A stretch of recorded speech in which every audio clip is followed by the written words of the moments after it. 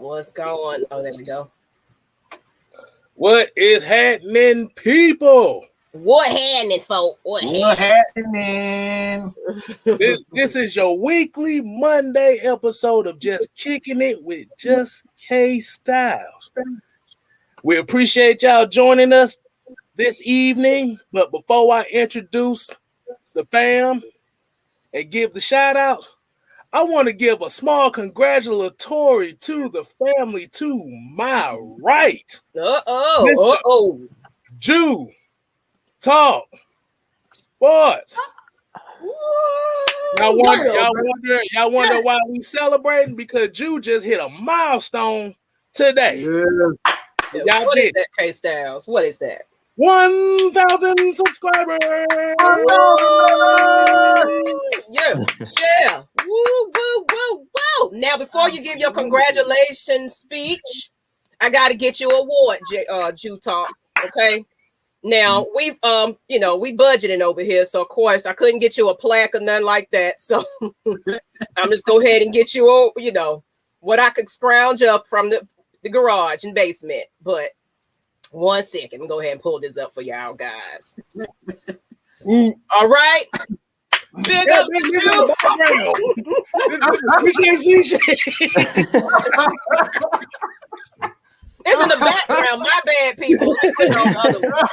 My bad. Hey, we ain't experts. I told y'all we not experts. Hey. This is a blooper part of the show. We got to leave that every show. I'm telling you, we broke. We had to fire our sound man. So that's kind of what happened. He had to go. Hey, look, everybody done had one. I done had about 17 of these things by now, so I ain't nothing to it. All right, let's try this again. So we're gonna go ahead and give Jew Talk Sports his award because we broke, bro. Yes. Oh, not the school that. Oh, wow. Boy, the participants award. Did you say school matter? Doesn't matter. Boy, she gave him that honor roll damn ribbon. Oh, that cost us $1 at the Dollar General. What it is. So. $1. They look like that. Look like you got that for free. Hey, man. All right. But like I said, Jew, on behalf of the AFN family and everybody in the chat, congratulations on hitting that milestone. Now you get paid. Yeah. Now you can preach. You can do your speech now. We had to take up some time. Go ahead, G. Hey, I just want to thank hold on. No, I gotta interrupt you. You after I say this, yeah, you gonna go. All right, I'm gonna say this. I'm gonna say this. All right, look, man, everybody, let me do my thing, woman. Let me do my thing. All right, look, everybody.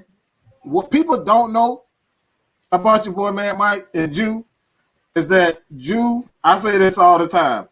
Jew is my favorite since the beginning. It's been about 1.5 years or so, probably that. Jew is my favorite YouTuber. This dude is intelligent. I strive to be more and more like Jew because when he comes, man, he made me up my game. And once Maggie and I decided that we wanted to make AFN a real thing, Jew was our first recruit. And he allowed us the opportunity to just grace this platform with his presence because, like I said, I think Jew is brilliant. Man. Like I said, you go in this content, man, you're not going to get 5 minutes of bull crap. You're going to get 10 minutes, 20 minutes, 30 minutes of nothing but straight facts. And that's the way Jew is, man. So like AFN would not be anything without Jew, man. So I thank you, Jew, for allowing us to just, bring you along here on AFN. 1K. You're finally there, bro. How you feeling? Hey, I'm feeling good, man. I just want to thank my AFN family. First off, as we always say, giving honor to God. We're gonna go there, but hey, I just thank y'all for giving me the platform, man. Without Maggie, without Miss Maggie, without Mad Bite being mentors, telling me, just stay consistent. All of you guys in the chat, as we always say, Atlanta Falcons Nation is not just us, but it's the fans. Kstylz always says that at pretty much every episode, like you guys just continuing to leave comments, encouraging me, even when like I wasn't seeing the views that I wanted in the beginning. Even when I was like just grinding, trying to get to 1,000, grinding, everybody just continuing to encourage me in the chat, in my comment section, even the ones that try to talk, come in the comment section and had a negative things to say. I just appreciate you guys for continuing to motivate me. Like getting to 1,000, now it's just gonna continue to have me grind even more. Like getting to 1,000 was just the first milestone. This is just a stepping stone. But I really want to thank Maggie, Miss Maggie, and Mad Mike because AFN is like their baby, was their vision, and they just brought me on board. So I feel kind of like the Avengers when they said recruit. Hey, AFN is looking for the best of the best. So if you out there, you know your stuff. Look, they'll bring you on too. Like I was just doing my own little thing, and it takes a team. Like they talked about, let's build this team. Let's have this vision to make Atlanta Falcons Nation, to give us our own platform, because we know as the Atlanta Falcons, ESPN, Fox Sports 1, they don't give us our due credit. Every time they show us, it's always something negative. So we wanted to give our fans the real, the stats, the truth, the facts. We want to give you guys the real because ESPN doesn't keep it real when it comes to the Falcons. The media doesn't keep it real. Even Atlanta's media, they don't keep it real. So we have to give you guys the facts, the stats. They just have the narratives. We're going to give you the real. So if you want the raw and uncut and just the straight facts and the truth, that's what we're here to give you. We try to entertain you guys to the best of our ability, but we try to do it with giving you guys the truth. So I appreciate everybody on this team, not just Miss Maggie, not just Mad Mike, but Kstylz. Like all of the whole team keeps me on my game. Twisted Torch, all of the guys that we have are brilliant. When Mike says that I'm his favorite YouTuber, hey, I'm humble. Every time he says that, man, I'm humble because Mike is one of the reasons I'm doing this. Like I was a subscriber in the comment section, just like the ones that are in here in our comment section, day in and day out. I didn't even have a channel. Mad Mike was one of the first YouTubers that I actually discovered just watching, and he knew his stuff. And I was just a fan. Like for years, I was just following Mad Mike. I didn't even have a channel. So he motivated me to even start my own channel. So anybody that's out there aspiring to do something, have a YouTube channel, all you need is a cell phone, hit play, and put your opinions out there, put your, your facts out there, do your research. That's all I would say. If you want to be a content creator, do your research. Do your research. But I just don't want to hold up, any more time. I just appreciate each and every one of you guys. The fans out there, we appreciate y'all. Y'all keep coming at us, keep giving us ideas. And also, if like I said, if you aspire to be a YouTuber or a content creator, you can do it. If we can do it, as we say, we're not professionals. We just have the passion. We just love the Atlanta Falcons. At the end of the day, I have a day job, just like you guys have a day job. Hopefully one day doing this right here will be our only job. But for right now, we grinding just like y'all grinding on a day-to-day, everyday basis. But I really appreciate Atlanta Falcons Nation. Appreciate Kstylz, who's the star of the show, for allowing me to come on. Kstylz always say he the sixth man, but he the star of the show at the end of the day. He's the star. No, he did. I should have known. Got your outro and everything. No. What he is, that's coming to a This not a Wakanda drum. This is an AFN drum. Wakanda's fictional. This is and before the crew, before y'all go any further, I almost forgot. I also want to give honor to my wife, who gives me the time to do this. Because at the end of the day, guys, I'm a family man. I'm a husband first. I'm a father first. So when y'all don't see me up here, I'm taking care of home. So I love doing this with you guys, but it's my wife that gives me the ability. When I first joined with Maggie and Mad Mike, my wife was look. They had to get through Boss Lady first, and that's the wife. She basically told them a whole speech. Oh, Yeah, boy, she gave him the she whole got rundown. Woo, Yeah, man. boy. So There as you they go. said, behind every good man is a great woman, and that's nothing but the truth. A strong black woman. So I love you, babe. That's teacher red right there. That's babe right there. All right, we're gonna cut that up, send your plaque with with that clip to your wife. You're gonna get a virtual plaque of your acceptance. You're just gonna put Atlanta Falcon Nation around everything and just put. Now we're gonna put you around everything. Put Atlanta Falcon Nation in the back burner. We're gonna You gonna treat my baby right. You gonna treat my baby right. All right. But like I said, we show appreciation for Jew and what he's done for us. Like I said, get back to the introduction. Like I said, I'm your host. If you ain't know by now, you gonna know today. It's your boy Just Kstylz, aka the sixth man, the enigma, whatever you want to call it. The star. I could be a star. Whatever. Hey, damn it, I am the damn star. Fuck it, I say that. But I'm the star that assists. I'm the assist. Really? Yes. Up here trying to be John Stockton, man. Get out of here with that, Man, please. Hey, John Stockton was a defensive genius, so hey, I'll take it. If y'all don't look above me, y'all know this guy right here. You love to hate him and you hate to love him. Mr. Mad Mike Sports. The man scientist. Hey, man. Yes, sir. And to his right, you see that lady right there. This is the first lady of AFN, which means if you mess with her, the folks in the comment will bust your ass. And you will too. And that's yes. Oh, yes. T, appreciate that, Kstylz. the first lady. That's right. That's right. How are we doing this afternoon, people? And before we get to that, let's go ahead and shout out some of the folks that's already in here. Because I see they got a whole conversation going on. Wait, I ain't even get a chance to see who's up in here. We got the Nation up in here, Atlanta Nation in this thing. Miss Asia Green in here. We got the alphabet A B C D E F G H I J K L M N. Dang. No, Let's just call them A to Z. That's the I ain't doing all that. A to O. Hey, AO. We gonna call it AO like AO, the AO1 for AO. We got Sports 101. We got ATM 05 in the building. We got Dalqualion Denning. I hope I said that right, homie. I ain't mean to butcher your name if I did. Desmond Capel in here. Fred Moore. Hey, you got Devin in here. You already know Reggie in this thing too. And Fred. I think I said Myron Jackson. But we're gonna go ahead and get to this show. Like I said, make sure y'all thumbs up. Make sure y'all share all this video, and not only just on Mad Mike Sports, but on Jew Talk Sports, Atlanta Falcon Nation, and your boy Just Kstylz. And hey, we got a $20 super chat already.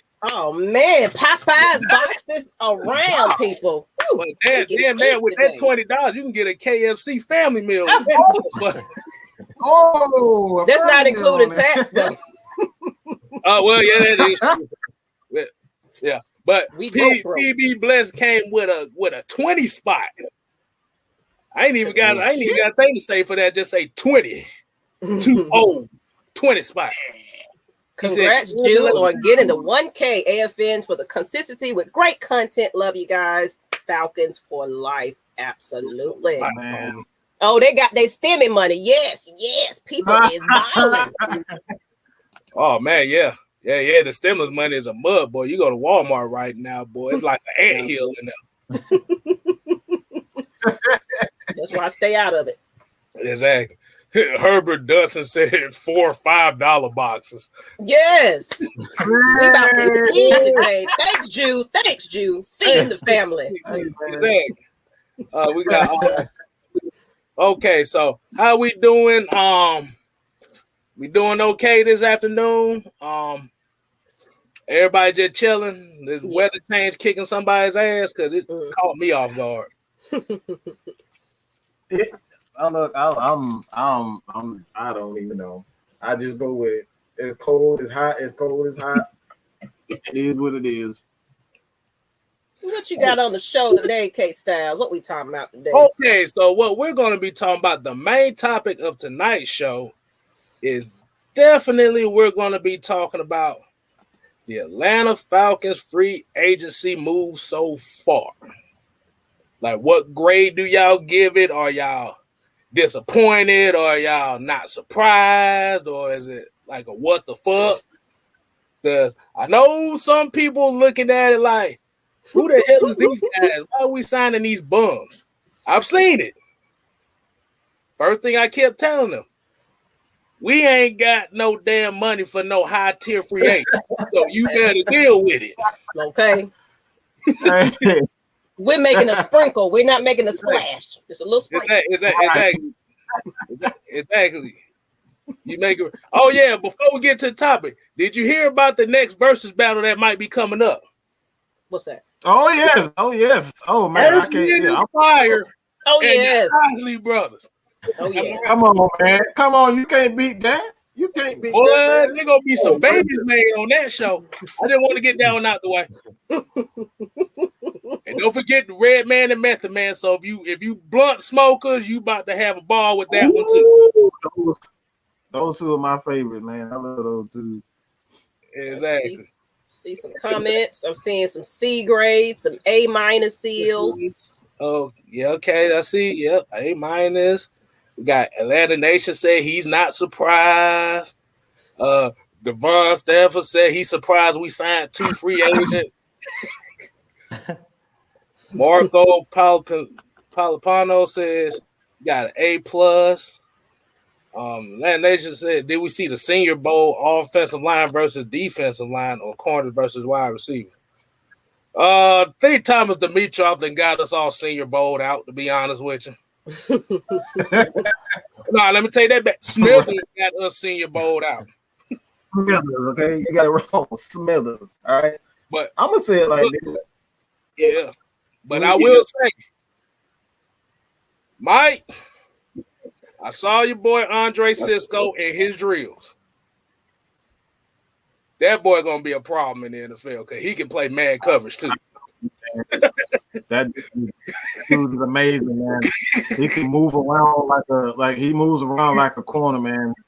He got some of that Ed Reed trait in him. Right. Like he's just always around the ball. He's quick. What I like most about him is that he sees and he acknowledges his awareness. Not so much awareness, but he sees things fast. He processes information fast, and that's what you need as a safety being able. You got to be the quarterback. It's a lot like the quarterback. You got to process information fast, and that's what he does well. So I think if the Falcons, and I'm gonna say this, and this is probably was the 18-minute mark? 18-minute mark. All right, I can go back and cut this up. I want to make this. This is my prediction with the Atlanta Falcons. What I would do is trade down to at least below the 10th spot. I would trade down, get another first-round pick, a second-round pick, and with the 10 through 15 spot, I'm drafting Andre Cisco. I believe he's a star.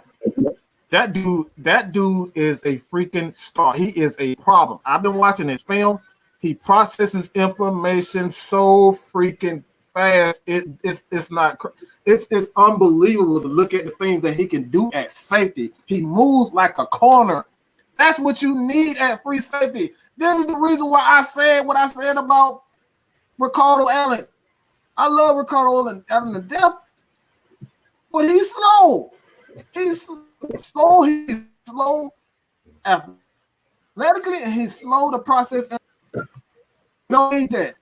Cisco is a damn problem, and like I said, I'm taking him. A lot of people had a problem with the Falcons taking Keanu Neal with the 17th pick. I'm doing the exact same thing for Cisco. That makes sense. That's my bold prediction. That's my bold prediction. That's what I'm doing. I'm taking Cisco at least below 10. I like that. But I want to get back to what Bruce Wayne was talking about as far as the Eric Harris signing, talking about he was like a former Saint and stuff like that. I've seen him. Like I said, he is a good stopgap free safety if you're going to go down that Andre Cisco route. Mm-hmm. But like I said, he has starter experience. So that's what you're going to need right now. You need guys that have starter experience. Because if you try to go into this thing and getting some guys that don't have starter experience, that's a 50-50 proposition right there for us. So we got a lot of C's, we got some B's, we got some A's. Whatchamacallit, I saw one that made me laugh. It was I'm gonna get back to it. Somebody gave it a WTF plus. Yeah, I seen that.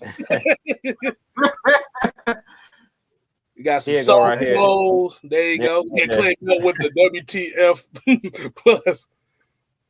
But so Mike, no, you know what, Drew, since you the man right now, the 1K shouty, we're gonna let you start off with this one. 1K shouty.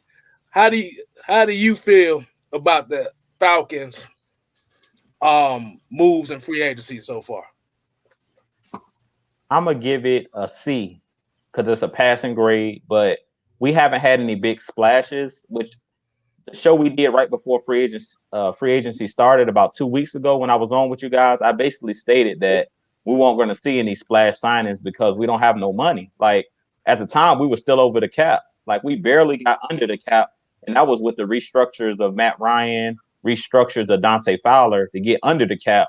But once we got under the cap, we still didn't really have, still didn't really have any money. So we kind of had to go out and get guys that play a role, which I think is the right move because a lot of the guys that we let go were just role players. Like we freaking out about Ricardo Allen. We're freaking out about, the guys that we let go. The guys that were let go were just role players. The Allen Baileys, the Carpenters.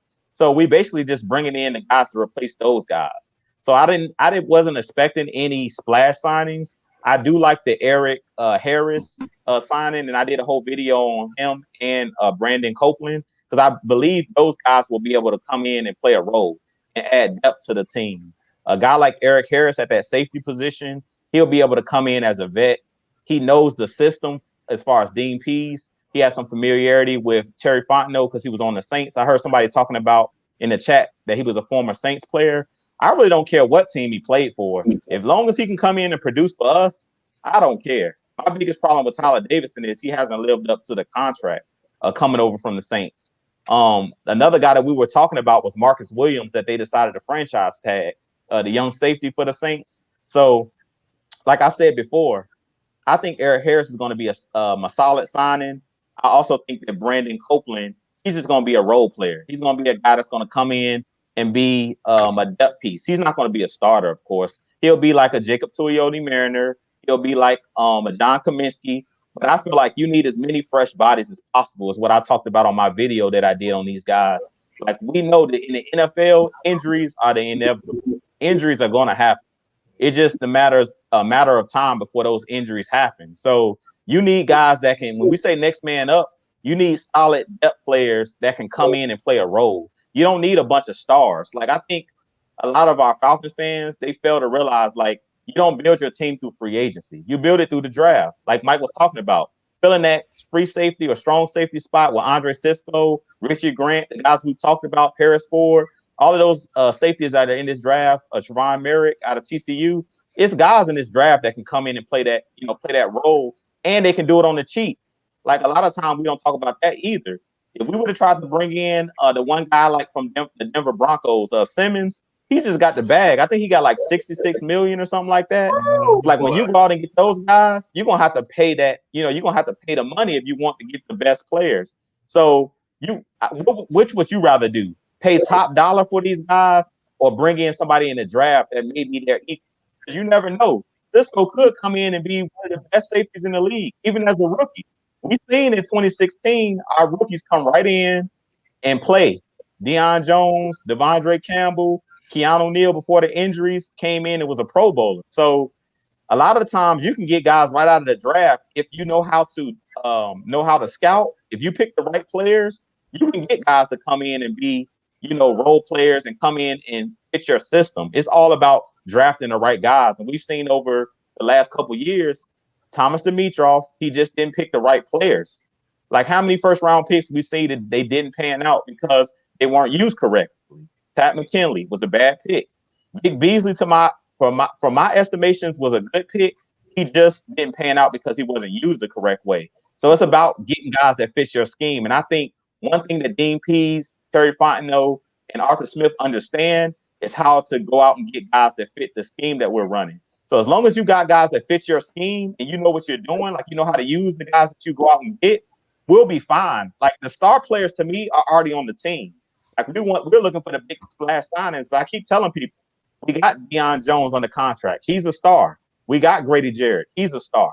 You don't need a whole bunch of stars. You just need those ancillary pieces that can come in and help the stars do their job better. So we need to go in this draft, get a running mate from Grady Jarrett, get a running mate for some of these guys on the front end, get Deion Jones some help. Like I wouldn't mind bringing in another linebacker. Like we were talking about Michael Parsons. It's guys in this draft that can complement what we already do. But you don't need to bring in a star. We don't need any stars. Now, as far as the safety goes, okay, I'm cool with that. But I feel like the stars on this team.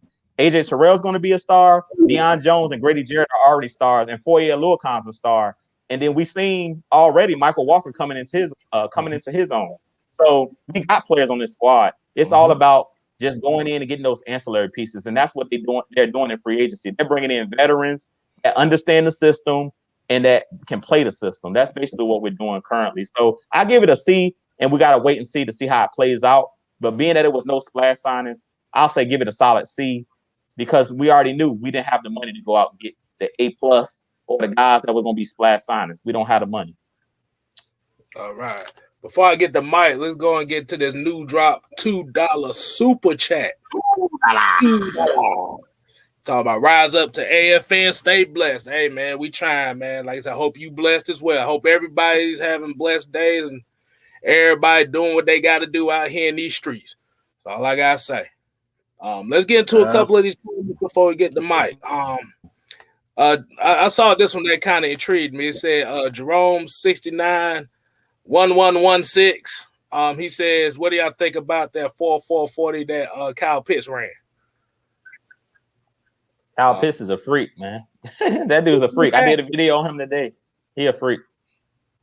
I already got one in my repertoire too. He's a freak, but at the same time, man, that's gonna be a luxury pick right there. I mean, because you're gonna need starters on that defense, so that's gonna be like the number one thing.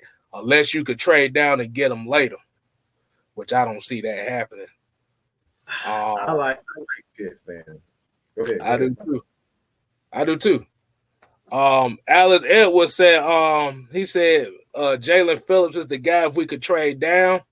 The only issue that I see with Jalen Phillips is a lot of people don't talk about is he has a heavy concussion history. He has a concussion history. So that's gonna be a chance right there. That's always strike two in the NFL. NFL don't play with concussions, dog. But so that's you already on strike two. If not strike one, strike two in the NFL. You have like when you come in with head injuries, like you know how they are with the concussion protocol already. Like you got to make sure that you got to go through an entire protocol, a history. Like you got to go through a damn like you going through the damn White House. Like look, you got to go through anything. You got to go through everything to get past them guys. Like they don't play with that stuff now. So I don't like it. I don't know. I kind of feel like his stock is going to drop just because of that alone. Mm-hmm. Yeah. Hopefully we can steal him, Kstylz. Maybe he falls to like the second round. Because like I basically talked about what I would do is go get his running mate out of Miami. I would go get Greg Rousseau first because he has that 6'7", 6'6". He has that ability, man. He's just a freak athlete, like freak, God-given talent. You can't teach that size. I mean, I'll take a chance. Like they saying that he's a guy that you got to work with, but I trust Dean Pease.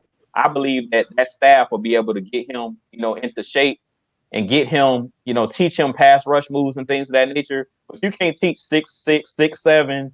You can't teach that size, man. So I would take Greg Rousseau first, and then maybe if Jalen Phillips ends up falling, I would take both of them guys if we have a chance to do it, especially if we trade down and we got numerous picks, because at the end of the day, we got to realize we're not going to be able to just go in the draft and get one edge rusher and be good. We learned that with Tat McKinley and Vic Beasley. We relied on those two guys. We need to bring in as many bodies as possible, and we need to bring in competition. Because to be honest, one of those guys could really be a replacement for Dante Fowler.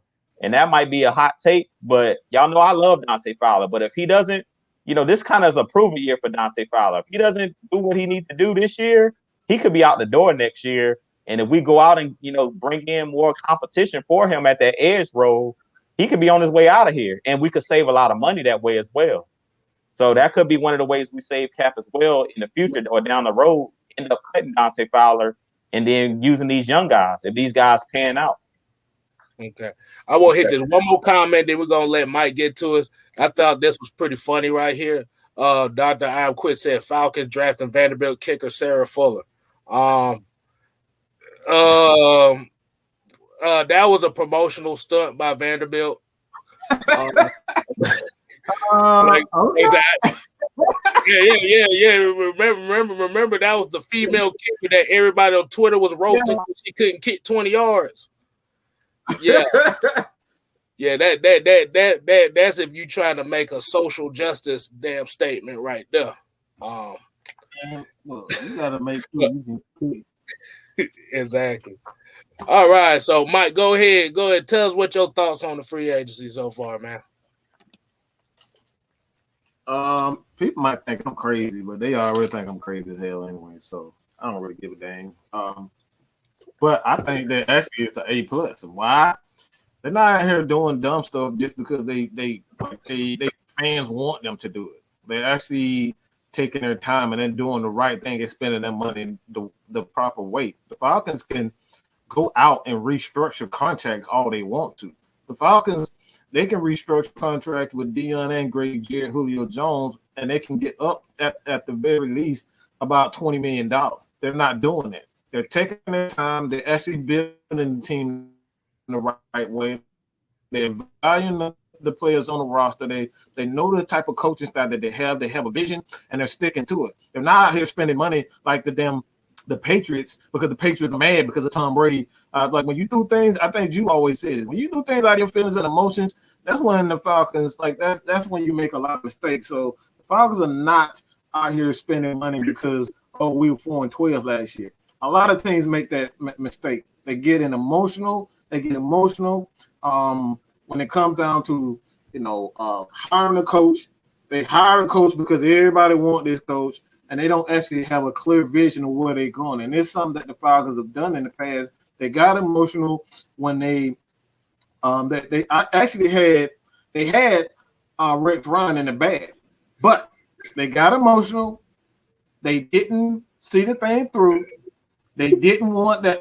At the time, it was a controversy whether or not he had all this off the field stuff, and they got way too emotional with that, and the Falcons did not bring the right guy in. They ended up bringing in Dan Quinn, and Dan Quinn had a good second year, but when you look at his tenure as an Atlanta Falcon, he failed. Even in his best year, he failed. The defense wasn't that great, even in our Super Bowl year. So he failed. So the Falcons are making the necessary moves, and sometimes the smartest move is not doing nothing at all. Mm-hmm.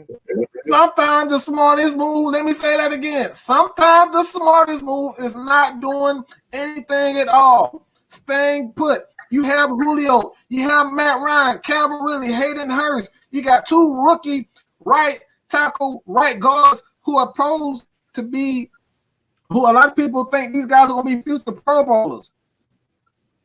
You got Jake Matthews, who is a Pro Bowler. Those are 6 quality players on one side of the ball. You don't have to go out and spend money on people just because they're free agents. The defense. How many teams in the NFL on the defense side of the ball that you know that has a Grady Jarrett, the second best defensive tackle in the league? Deion Jones is arguably a top 5, a top 3 middle linebacker in the league. How many teams can say that? And we have a young stud in AJ Terrell.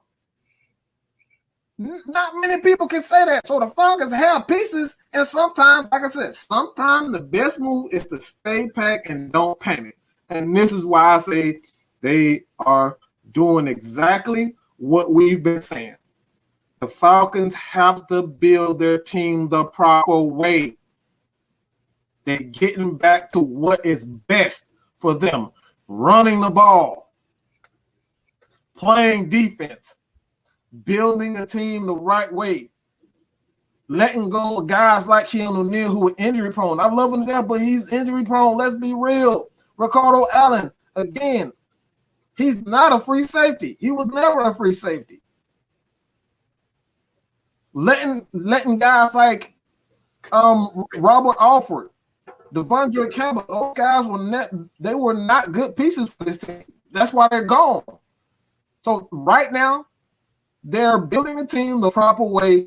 And sometimes, like I said before, sometimes you got to sit back and do things the right way and just build through the draft. And they're doing the proper way. They're doing the proper thing by bringing guys in like Eric Harris, who's just a solid player. That's what you're going to get. Solid. Okay. Let's get before I give my intake on this. Herbert Dunson said Rex Ryan low-key ruined the Jets.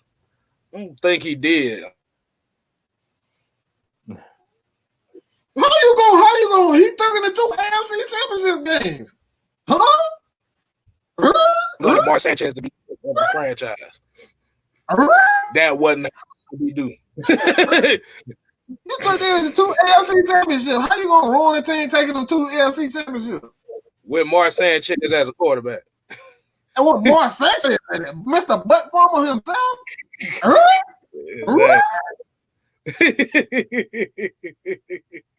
What they do that at? Oh, Mr. I Am Quick says, he said 87 people in here and only 27 likes. Hey, man, y'all go ahead and hit that like button, man. We try to get in the algorithm in this thing. But hit that thing up there. Yes, sir. Hit that like button, man. We appreciate you coming through. Exactly. Reginald Banks said the Cowboys are pissed they signed Keanu Neal. Oh, you right about that. Oh, I heard.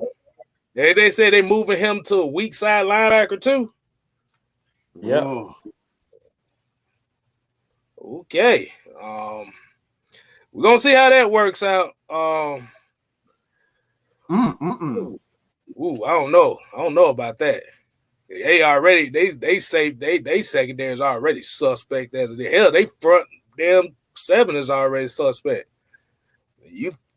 But I'm gonna get to this point, like you said, with the Dan Quinn thing. You do like I said, a lot of folks don't realize that when Dan Quinn was here, we started 0-5 in 4 seasons.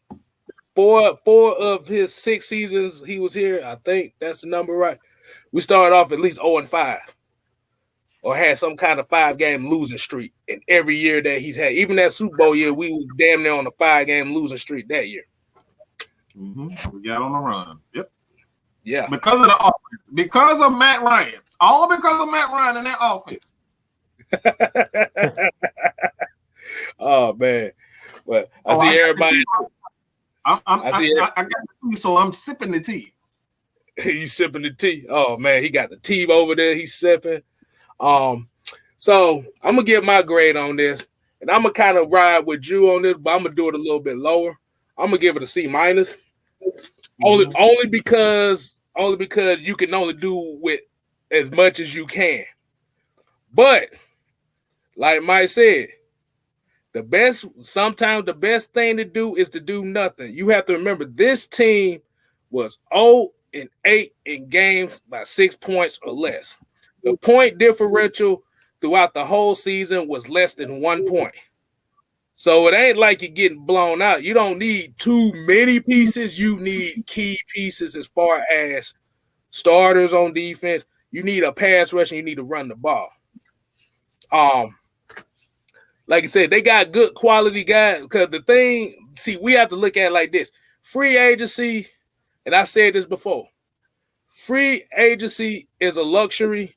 The draft is a necessity. Great. All good teams are built through the draft. They're not built through free agency. Like I said, if you get a splash player here and there, that's good. But that's only if you're in a position to where that's a luxury. See, like I said, we ain't got the money.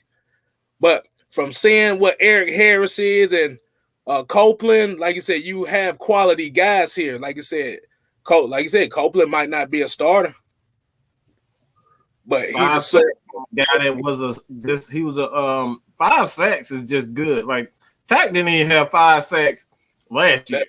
That's what I'm saying. This guy got 5'6" as a limited pass rush in a 3-4 scheme, which is essentially a outside linebacker. He got 5 sacks in that role. So if he can give us that, like that instantly make this team a much better team. Yeah. And like I said, Eric Harris, he got ball skills. Like I said, he's aggressive at times, but at least he's not gonna be late on plays. Like you can play aggressive, but you have to have range too. Oh, Elizabeth, I'm coming to join you. Oh, I'm coming to join you. Every time I see Ricardo out of late. Oh, Elizabeth. Him and KZ, they're always late. Mr. Doctor, I'm quack. My bad. I just looked at it quick, so I thought it was quick. My bad. It's Dr. I am quack. All right, I'm gonna get it better next time. We still learning around here. We still learning. I told you we ain't experts, man. Exactly. So yeah, like I said, they did necessarily. Like I said, you want to build the depth now. They have to build depth. If you ain't got that much money, you're building for depth. Because you do not want to be wasting all your money on free agency and then you really can't draft nobody. You have to have a budget for the draft and you have to have a budget for free agency. So we might get, like I said, we might get another backup player, but think about it like this. The less money you spend in free agency, like I said, then them guys at number 4 you might be able to get. Or they may trade down and you'll still have the luxury of getting more players with that same amount of money you would get in that number 4. So the C- is only just for the names of the players, but the situation wise, it's understandable. And like I said, that's a good thing. Because there's been plenty of times when folks had A+ damn free agencies and that team ain't do shit. Eagles, Giants,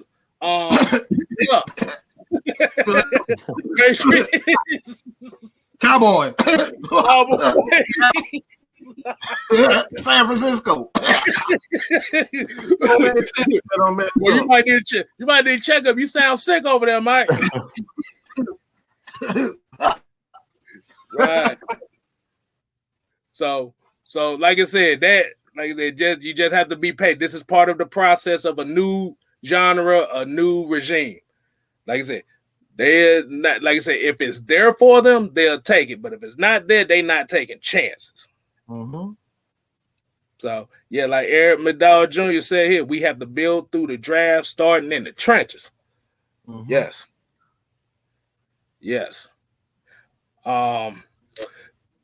Let's see. We got some more comments here. Reginald Banks said, need to get hyped for the Hawks game tonight and don't trade John Collins. Man, everybody want our players now. Ain't that about a bitch? Oh, we thought no. Everybody always talk all the trash about Atlanta, but everybody want our players. Yeah, when you win, that's when they want you. When you lose, they don't want nothing. They 4th in the East now. They're 4th in the East, bro. 4th in the East. Right. That's crazy. Exactly. Hold on. Nate has done a great job, man. Hey, remember what I said. I said before the season start. What did I say? I said Nate McMillan was the most underrated hire that the Hawks had did this year. Yes, he did. All right. Reggie C2K said Stephen A. Smith needs to stick to basketball. Man, we don't pay attention to his ass. After he threw our jersey in the garbage on national TV, we don't fuck with him. We don't pay attention to his ass. Look, he need to worry about damn New York Giants and them sorry ass New York Jets, which he's not a fan of, but he want to talk about everybody else team, but you don't even like your own hometown team. Shut your ass up. How the hell you gonna tell us about our team something? You don't even like your own damn home team. The hell kind of mess that is? Yeah, Pittsburgh's still a fan. Talking about everybody else team. Cowboy fans and Cowboys fans like this. Dude, you don't even like your own. Like I said, I'm about to get into a whole. I hear him talking about the Cowboys more than he do any other team. So yeah, he might. I think he a secret Cowboys fan, to be honest with you. I think so too. Because he damn sure talk way too much about the Cowboys for him not to be a fan of the Cowboys.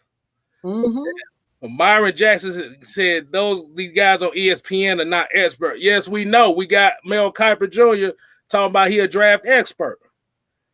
That motherfucker went and got his plaque from a bowl of Cheerios.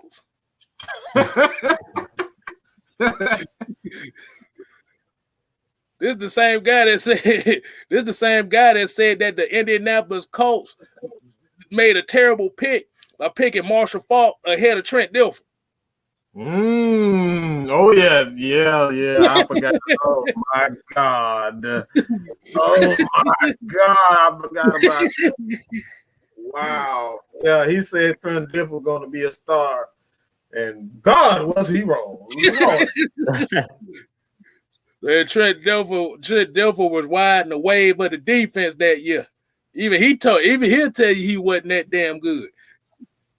Devon Stephen said Stephen A. can kick rocks. We ain't thinking about him. Yeah, I know. Yeah. He's about as relevant talking about football as I'm relevant talking about fitness. So yeah. Oh man. We got a $4.99 super chat in the building. Oh, 99. Mark Godby came in with it saying, can Matt Hennessy replace Alex Mack at center? Do we have two needs on the O-line? Do we have two needs on the D-line? I think Matt Hennessy can take it out. Because if you watched him later in the season, once he started getting more playing time, he started getting comfortable. His thing is more so trying to get the cadences down with Matt Ryan. So they need more time together once they start getting them cadences and start looking at the same thing.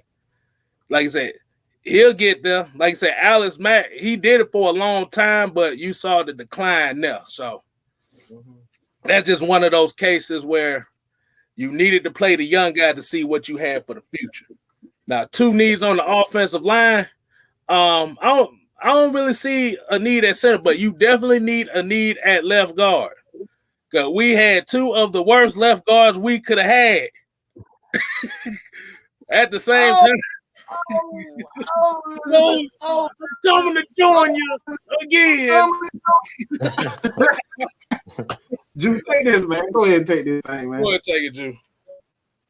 I think you're right on it, Kstylz. Like Matt Hennessy, I think he's good. We don't have no need at center.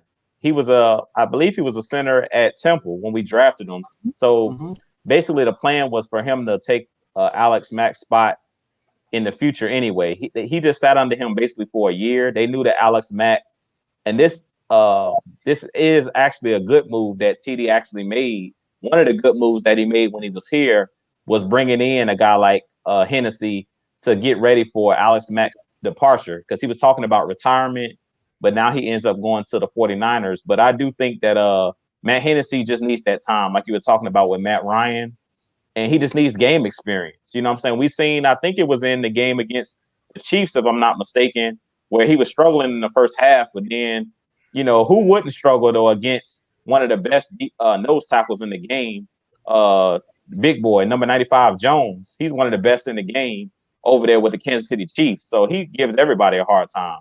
But other than that, after, I'll say it in the second half, we seen him kind of get his legs up on him, his sea legs up under him, and he looked pretty good. So I think Matt Hennessy's going to be fine. We just need to solidify that left guard position.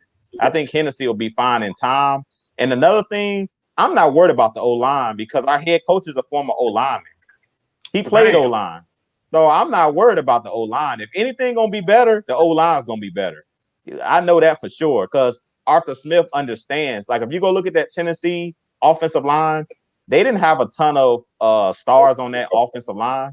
They lost Taylor Lewan to injury, and they still helped Derrick Henry rush for over 2,000 yards. So that's coaching. And that's what I was talking about with Dirk Cutter. Like, it's all about teaching the O-line because I've seen numerous O-linemen for our team leave and actually have success. I went and watched some tape last year.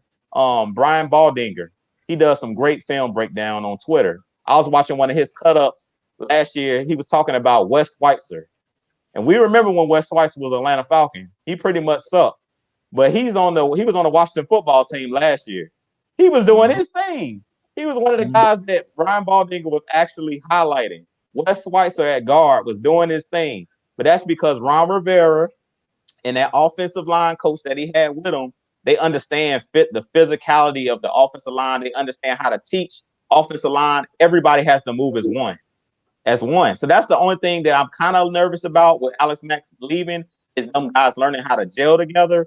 But I'm not too concerned because when you have a coach that played that position, you might as well say he's a specialist when it comes to teaching offensive line. Arthur Smith's going to have those guys humming up front. And he's talked about it when he first came in. The first thing he said in his interview, we're going to be physical. We're going to be physical up front. That was one of the first things he said. So we know we're going to have some big boys up front that's going to be doing their thing. I won't be surprised to see Gono. Gono might be one of them guys that he might slide into that guard spot because we know Gono is physical. That dude's a dog. So if we don't draft somebody at that guard spot, it won't surprise me to see them plug Gono in at that left guard and maybe just bring in another guy that can be that swing tackle. But we have like I said, we have the talent on this team and we have the coaches. We've been talking about this. Coaching is paramount. It's not always about having the best players. It's about being able to coach guys up because with the salary cap, nobody has the best players. The NFL, the talent is spread around. They do a good job. That's the reason we have a salary cap because back in the early days, teams could just pay all the best players. People want to know why the Dallas Cowboys had that dynasty because they had the most money, and back then it was no salary cap. So Jerry Jones can go out and pay a Deion Sanders. He can go pay top dollar for the best players. But now with this salary cap, basically it's parity in the league. That's why I keep telling people, like, don't look at what a team did last year because being at its parity, you just talked about it earlier in the showcase, Kstylz. Like, we barely lost a lot of games. Like, our point differential, we say 1 point, like the point differential was close. And I was like, we lost 8 games where we had the lead. So that just goes to show you, like, we had numerous games we could have won. A lot of games came down to one possession, and that's coaching. When you're losing games because of one possession, 2 possessions here and there, the ball not going your way, or not understanding that you need to pick up an onside kick, like, bruh, that's coaching. That has nothing to do with like skill, has nothing to do with talent. We know if you kick an onside kick to go get the ball. You learn that in Pee Wee football. So, I mean, to be honest with you, I feel like it's coaching. Coaching is paramount. We straight when it comes to the offensive line. Now, the defensive line, give me as many picks as possible for our defensive line in the trenches. Because to me, we don't have enough there. Like on the defensive line, to be real, we need all the help we can get. And that's the reason we keep saying move back, trade back, because we really don't need any more. We don't need anything else on offense other than maybe a running back. Other than the running back, we really don't need anything on the offensive end. We need defense badly. And it's not just on the defensive line. We need defensive line. We need another safety. So it's a lot that we need to do on the defensive side. So this draft better be defensive heavy. We don't need really offense. Anything we do on the offensive side is really a luxury at this point, unless it's the running back position, because we really don't have that number one running back. But other than that, that running back position and that left guard position on offense, we straight at wide receiver, we straight at tight end, unless we just decide that we want to, do that luxury shopping and go out and get like a Kyle Pitts. We don't need a player like that. Hayden Hurst is fine. He's good enough. He's a freak in himself. We didn't use him properly last year. So just to answer the question, No, we good on the offensive line. Other than that left guard, I think Hennessy can handle it. On defense, draft as many bodies as possible because we a match unit up front last year on that defensive line. All right, we got a $9.99 super chat. $9.99 from Kojak Nantucket. He said, "Hey Falcons Kinfo, what about trading down to Pittsburgh at around 24 and picking up Najee Harris?" Mike, I want you to go ahead and take that one. What you think about that?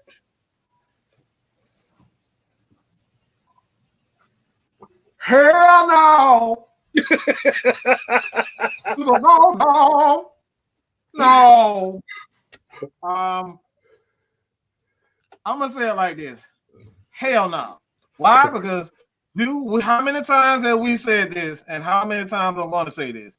What happened to Saquon Barkley? Injury. What happened to Leonard Fournette? Injuries, and then went to play with Tom Brady and found his spin cycle 6 years later. We've seen so many running backs taken in the first round have suffered injuries. And I'm not saying this is what's going to happen to Najee. I'm not paying running backs all this money. If it's $30 million, I'll pay you for 2-3 years max. I'm not going over that. I love Najee, but we've seen too many. We should have learned our lesson with paying running backs.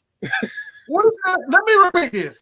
We should have learned our lesson by taking running backs in the first round. Why? Not saying that Devontae Freeman was taken in the first round, but when we pay these running backs, you got to pay Najee Harris. He's going to get $20 to $30 million in the first round just for being drafted in the first round. Just the running back position is a premium position, just like the quarterback and receivers. Like those skill positions, you got to pay them top dollar. And the way running backs are getting injured these days with these high collisions and like, I'm sorry, I'm not spending the first round on a running back. He's a freak of nature. I think you can get a couple of backs to do what he does. What he does well is run the ball well. What he does well is catch the ball out of the backfield. I said Kenny Gainwell is probably the best running back in the draft right now as far as like catching the ball out of the backfield. He reminds me of Darren Sproles. What's the other running back in Chicago? I forget his name. Tariq Cohen. Like he reminds me of those running backs. Those guys are good with catching the ball out of the backfield. You can get 2 running backs in the 3rd or 4th round, sometimes even 6th, 7th round to get those types of backs. You know what I'm saying? Like we got, Jason Snelling, the dude wasn't even damn drafted. Jason Snelling wasn't even drafted, and we turned him into something. We got Brian Hill. Brian Hill was a 5th round pick, I believe, a 5th round pick, and we turned him into something. You don't need to spend a 1st round draft pick on running backs anymore. It's all about the system, it's all about the scheme, and it's all about play calling. And the way that coaches have developed mentally with technology, you can put these guys in position to catch the ball 40, 50 times. You can scheme 1,200 yards rushing with 3 running backs now. You don't need to have an Emmitt Smith or Barry Sanders anymore. The league has evolved. We don't need that anymore. So, hell no. To the no. To that question. You said hell to the no. That's what he said. Hell to the no.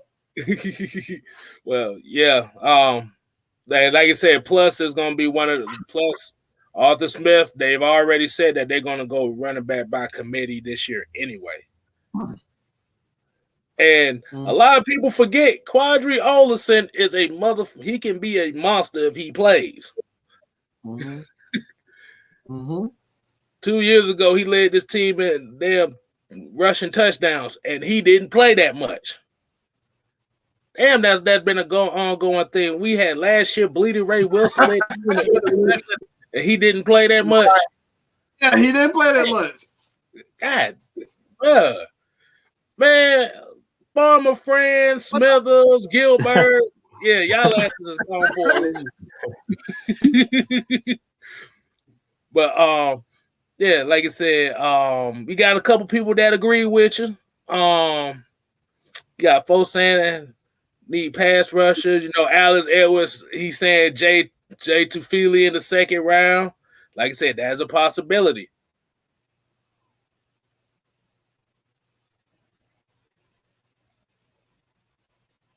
Yeah, I think that's a possibility. Like I said before, man, it's.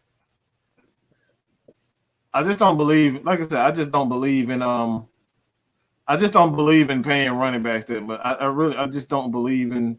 You back Kstylz? I just don't believe in paying running backs like $20 million, especially early in their career, man. Like, I mean, look at Christian McCaffrey, man. That the injuries. I already knew that. I said that before it even got started good. As soon as I saw him leading them in rushing and receiver, I said, yeah, next year he'll be injured. And damn if it didn't happen. You can't do that in the league anymore. It's just the league is not gonna it's just not gonna work. It's just not gonna work. And he led them in receiving, and they didn't have a receiving threat that was worth a damn. I mean, DJ Moore was okay, but like I said, he didn't really stand out like that. Mm-hmm. See, you can't be in the Marshall Faulk conversation because when Marshall Faulk did it at that time, remember he had Isaac Bruce and Torrey Holt as well, so they could alleviate some of them hits off of him as well. Yeah, but. Like I said, we made definitely a lot of good points here, man. Like I said, this part right here, this is gonna be the Q&A portion from the people in the chat. Like I said, y'all get y'all questions coming up in here. Desmond Calvin, yeah, we know Goldberg played for Atlanta. I just watched the film a couple days ago.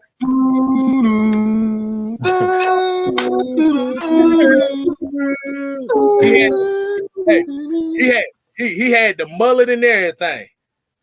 I see. Like I said, he was a kind of a plug and play defensive tackle, but he played okay. Just got injured. But he ain't Gilbert though. Like I said, you don't want Gilbert football tape, boy. Only football tape he got. Football. I guess Alex Edwards said, did you see his mock draft? Did y'all get a chance to check his mock draft? Absolutely. I will post it in the community tab a little bit later. Yes, but we definitely did check it out. Okay. Hey, they coming with the questions already, man. Like I said, we just gonna limit everybody's gonna get a question at a time here. All right, cool. Okay, so we got Prove It says, Mike, I'm gonna let you take it. He said, can we get a running back that can pass block?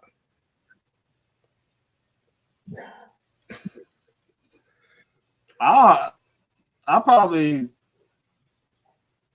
in the minority here, but I don't want no damn running back that's gonna pass block. Like I don't want running backs pass blocking anyway. I want them running the ball. I want them running the ball. I want them running the ball. I want them running the ball. I want them running the ball. I want them running the ball, and I want them running the ball. So I don't give a damn. I don't want to see our running backs in pass protection. I don't. Hold on. Let me move it on out the way so they can see. Run the damn ball. Run the damn ball. That's it. I don't want my running backs in pass protection. We see too much. We see that in the Super Bowl, bro. I don't want to see that no more. I don't want to see that no more. I don't want to see running backs in pass protection. The play that changed the whole Super Bowl, the Devontae Freeman worth the damn play. Yeah. Run that damn ball. I don't want to see my running backs in pass protection. So hell no. That's gonna be the theme of this tonight's show. Is hell no. Hell no.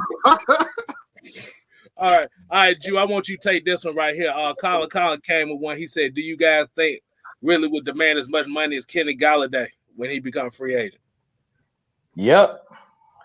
Calvin Ridley is one of those guys that he gonna get the bag when it's time to get paid, and that's what we keep telling you guys. Don't get used to seeing him in Atlanta Falcons jersey. Now, I love Calvin Ridley. Don't get me wrong. I think he deserves another contract when it's time to get paid, but it just depends on the situation. Like, if it comes down, I seen y'all last show, I think it was Friday, where someone said, when it comes down to paying him or paying a 4-year Luakon, who you paying? And if it was me and it's Calvin Ridley out there or it's a 4-year Luakon on the table, it all depends, because last year, Foye was playing like a Pro Bowler.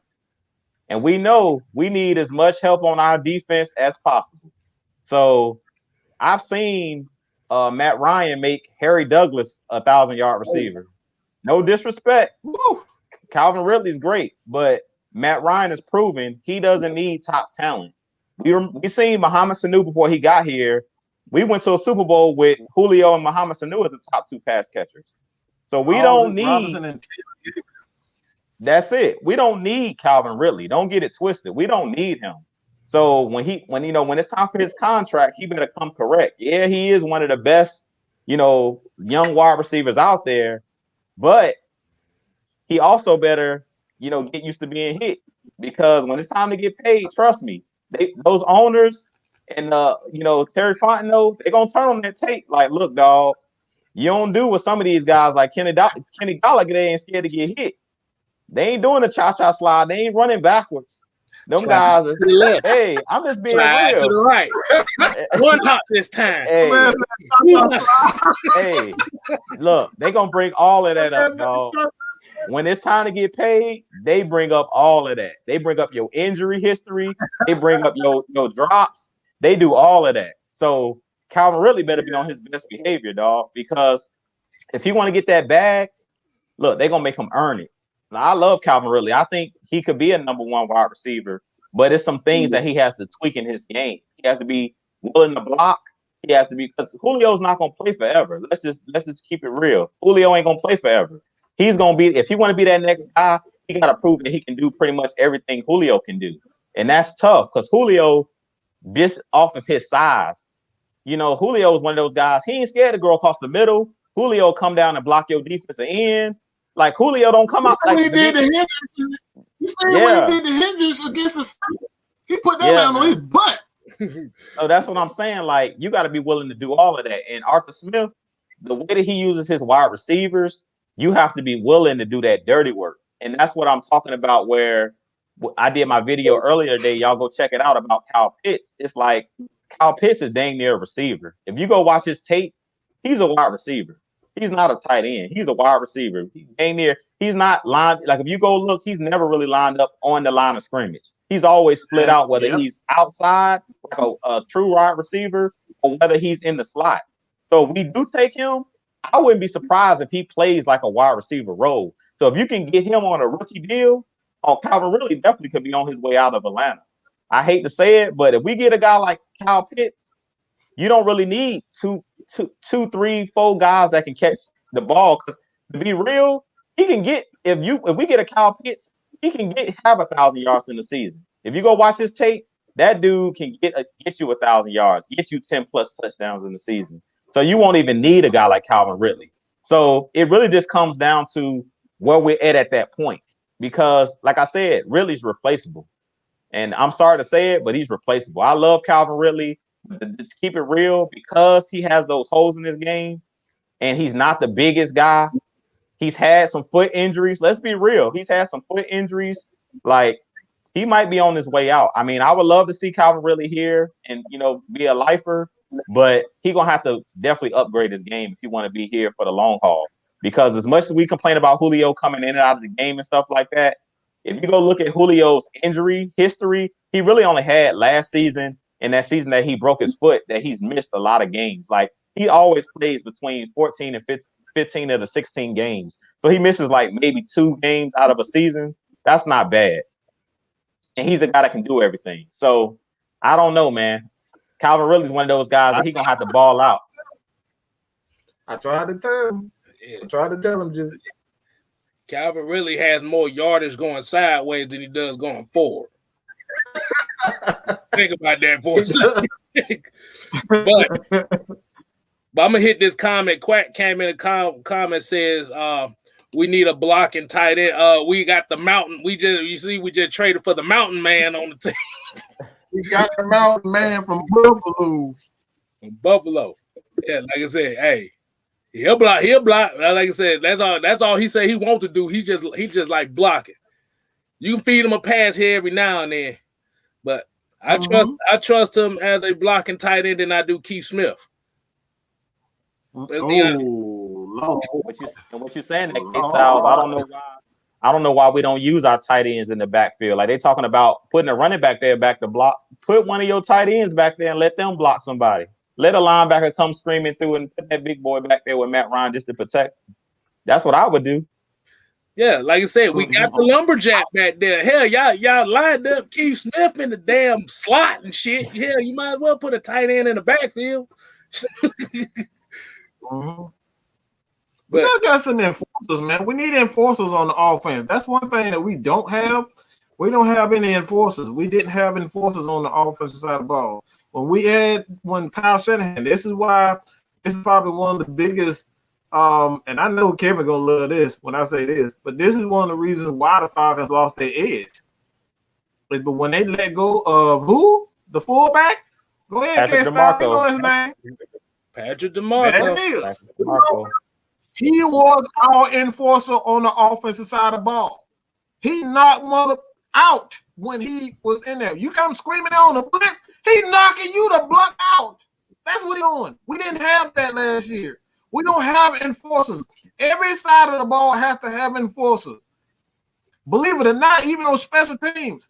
The enforcer on special teams was who? Eric freaking Weems. Eric Weems used to blindside the heck out of people on special teams. He wasn't just a good returner. He was a great gunner. You need those enforcers on each side of the ball. The Falcons don't have that on the defense side of the ball. We wanted them Devondre Campbell, but that sounds about right. We wanted that. I'm sorry. I just got sad when I said Devondre Campbell. My bad. But Devondre Campbell was supposed to be our enforcer, and Tack was supposed to be enforcer, but Tweety Bird couldn't stay off Twitter, so you know how that went. We got all these fake tough guys on the damn defense side of the ball. Nobody did anything. He said we had a bunch of chihuahuas on the damn field.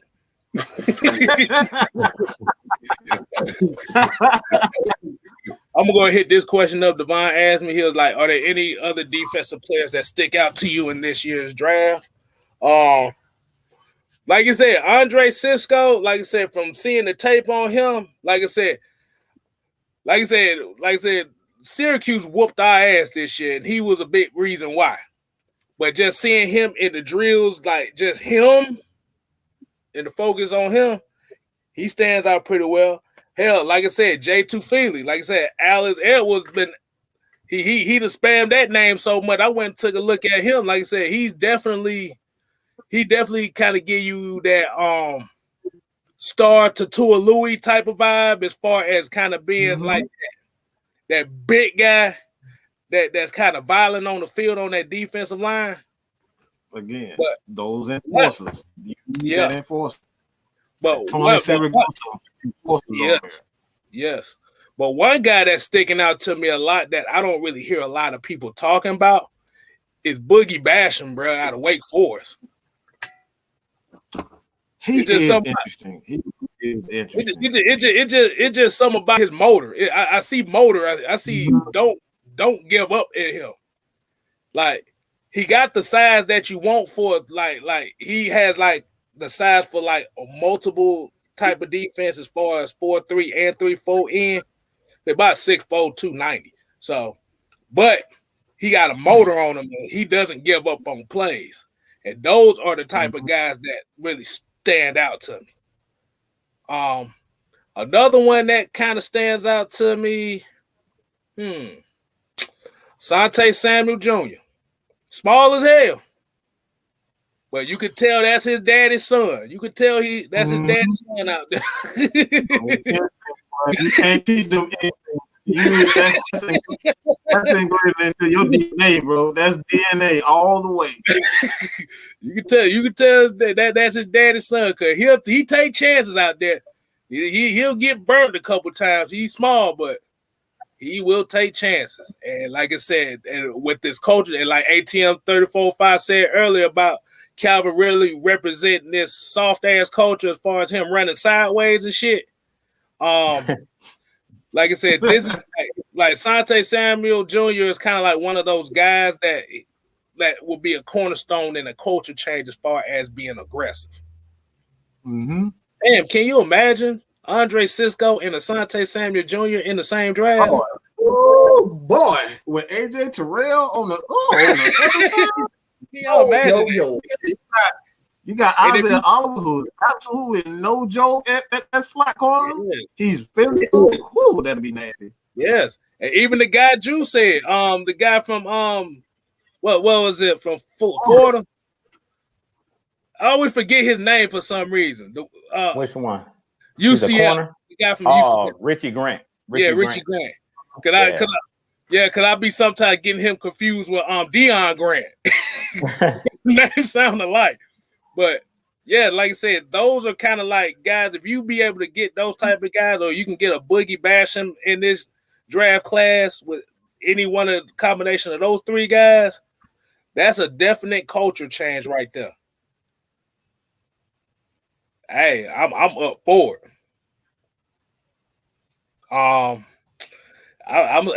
Like I said, them guys kind of stand out to me, man. Mm-hmm. I'm looking at defense, bro. We need to get back. We need to get back to that 98 damn Falcons team where defense was leading this motherfucking chart. Defense around the ball was leading this damn team. Of course, you had 2 1,000-yard receivers. You gotta get. You remember Jamal Anderson ran that route 410 times. Whew, boy. They couldn't stop. They couldn't stop that man. And as much as we love Chuck Smith was the reason why Lester Archambault led the team in sacks. Let's keep a buck on that. Mm-hmm. We need to get back to that. Shout out to big homie Chuck, man. One of my first real interview, man. That dude, y'all got to get that man some love on Twitter, man. Go ahead and check him out. You guys got family that think that they can be, take their game to the next level, man. And as a defensive end, a defensive lineman, go check him out. Tell everybody, go check out Chuck Smith, man. He got a school, and I'm telling you, he is great. He is great. He not only gets high school, college, NFL, he gives back to everybody. That dude is the real deal. So check out Chuck Smith, man. Yeah. Wallace Smith asked, would you play Samuel on the outside or slot corner because of his size? I'll play him outside. Remember, we've seen a couple corners that was kind of small down here in Atlanta that did things. Ray Buchanan was not a big guy. Brett Grimes wasn't a big guy. And one of my favorite corners in the NFL at that time, Antoine Winfield, was a small guy, but he hit your ass like he was a linebacker. Mm-hmm. So it just depends. It just depends on I'll take him. I'll put him on outside. Let's see. We got any more questions coming up on here? I honestly don't care. It's like I think that's when you get yourself in trouble when you just try to put corners on one particular side. Like, right. What makes defense, what makes defenses special is that you every once in a while you got guys like Revis Island, but Revis Island don't work in this current NFL anymore because they're not going to throw to that side. They're just going to run trip sets so they can take mismatch. So Revis Island, that shit don't work anymore. Like coaches have they've gotten so smart as far as like knowing how to get the receivers and backs open. It's like guys like Sean Payton, they ain't gonna throw to his side. All they gonna do is run pick plays in the slot and just they gonna force the ball to him. They're not worried about him. So you doing them a favor by putting him on one particular side. So like that's why Isaiah Oliver made a transition, made an easy transition, and he played much better once the Falcons took him off that with the right side of the field. When they took him off the right side of the field, put him in the slot, you didn't know he was going to be on this side of the slot or this side of the slot. He played much better because team didn't know where he was going to be. That's the beauty of having. This is the reason why I wanted a guy like Don Martindale, Rex Ryan, and a Dean P. These guys are going to send blitzes from everywhere. You don't know when and where they're going to come, how they're going to come, where he's going to put his safety, he's going to send a safety. You don't know anything. This dude will send anybody and do everything. That's what makes defenses special. So I don't like when you pretty much just shorten.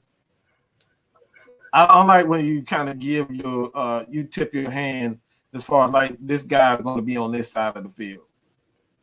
You tip your hand. You give the offense the offense time to react. They know the type of plays to call instead of forcing the offensive coordinator to really think during the game. We don't make that's the one thing about Dan Quinn defense. We never forced the offensive coordinators to think. They knew going in the Falcons were going to do this and they were going to do that. That's how they took advantage of our players. And that's why I said with Isaiah Oliver, everybody said Isaiah Oliver he sucked, but he sucked because Dan Quinn wasn't making no adjustments. Right. All right, Drew, we got a question right here from Tony Wright. He said, who should we sign as our backup quarterback? Currently, we don't have one. And I think I know where you're about to go with this one because I think you said it before and then the news came out. Yeah. Well, I was about to say your favorite line, Kevin. We don't. Damn, no. There you go. That's my favorite line. We don't. Hey, we don't. Hey, look. When it comes to the quarterbacks, at the end of the day, I'm not too worried about the backup quarterback role at this point. I did mention Marcus Mariota on the last show, and it looks like him and the team he plays for now, I think it's the Las Vegas Raiders, they were getting ready to possibly release him because he wanted too much money, or he wasn't willing to take a pay cut.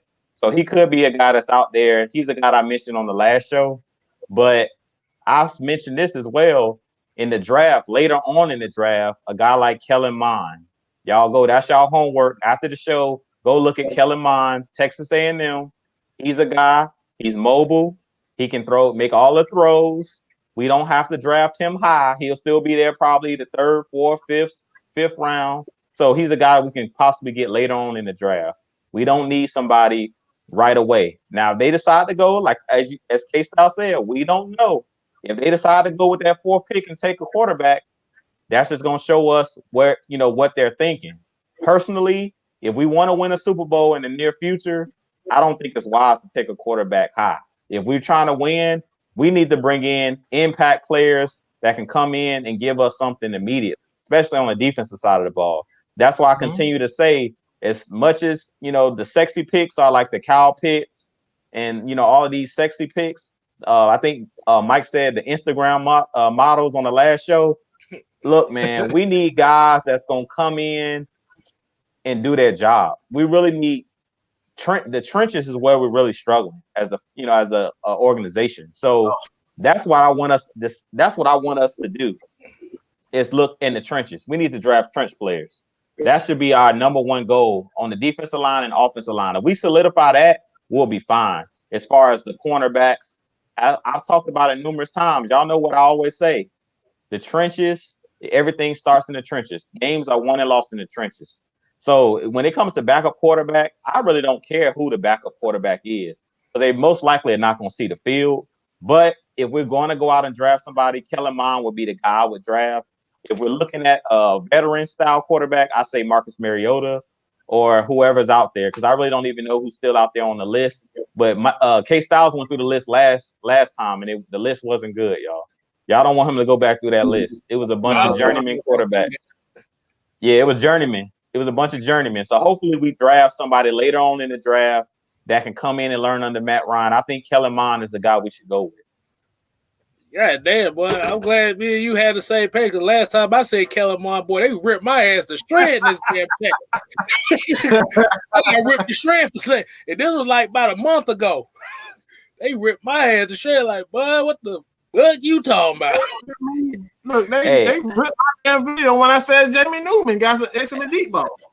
Hey, Kstylz, you know what I think what it is, I didn't mean to cut you off, Mike. What I really think it is they want to look at players that won in college consistently. But it's like, that's why I don't fall for guys that necessarily won a lot in college. You got to go and watch the tape because some guys just have a ton of talent around them. Like personally, I'm not a Tua fan. Like when Tua was coming out, and I know this is not a popular take, but I was the one that was saying like Justin Herbert. I thought he was going to be a guy because I seen him play against Auburn early in the season. I think it was the first game of like 2 years ago.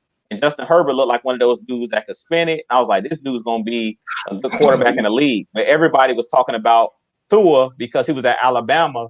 But it's like, you got to think about it. When they come into the league, he's not going to be throwing to 5 number 1 receivers. You know what I'm saying? Like he had Waddle on his team.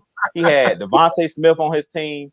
And then usually Alabama has the best offensive line or usually the best offensive line talent. So you got to take all of that into account. And that's why I think people saying no to Kellen Mond because it's like, well, he didn't win nothing at Texas A&M. But you got to look at the players he had around him. It's kind of like a Matt Ryan situation. He was playing at Boston College. He didn't win a lot at Boston College because the guys around him. But he still was a great quarterback. He's about to be a Hall of Famer. But if you go look at his stats in college or how many wins and losses he had, and that's why we always tell, basically you can't base a position off wins and losses. We always talk about that. And that's the biggest divide with the Atlanta Falcons fan base and the Matt Ryan haters or the people that don't like Matt Ryan. They want to base everything off of wins and losses. And you can't do that. You got to break down the tape of the player. Look at the player as an individual. Don't look at the guys because he benefits from the guys around him as well. And that's what a lot of these quarterbacks, we're falling into that same trap. It's a reason why Ohio State quarterbacks usually don't pan out. It's because they're playing with the best talent around them. Usually their receivers are the best receivers or the fastest receivers. They have all the top, 5-star recruits. They usually have the best guys in the trenches. So Kellen Mond, I advise you guys, go look at his tape. A lot of people didn't think Pat Mahomes was going to be a good quarterback either. But Andy Reid did his homework because he was another guy. Didn't win a lot in college at Texas Tech.